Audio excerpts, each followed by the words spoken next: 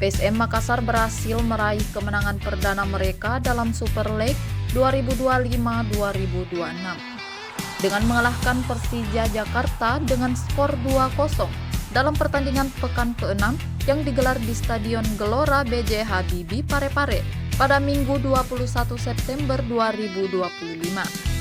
Gol kemenangan PSM dicetak oleh Savio Roberto pada menit ke-56 dan Abu Kamara pada menit ke-79. Sejak menit awal, Persija Jakarta tampil dominan dan sempat mencetak gol melalui Alano 5 pada menit ke-5. Namun gol tersebut dianulir karena offside. PSM Makassar kemudian bangkit dan menekan pertahanan Persija melalui serangan-serangan yang dipimpin oleh Jacques Medina, Abu Kamara, dan Victor Detan.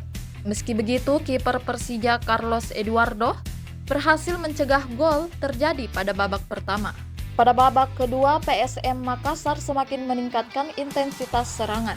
Savio Roberto berhasil membuka keunggulan pada menit ke-56, diikuti oleh Abu Kamara yang memperbesar keunggulan pada menit ke-79.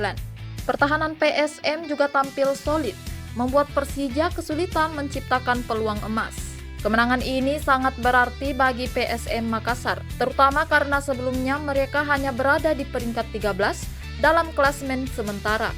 Sementara Persija Jakarta berada di posisi kedua. Pelatih PSM Makassar Bernardo Tavares menyatakan bahwa kemenangan ini menjadi momentum kebangkitan tim dan mengembalikan mental petarung para pemain.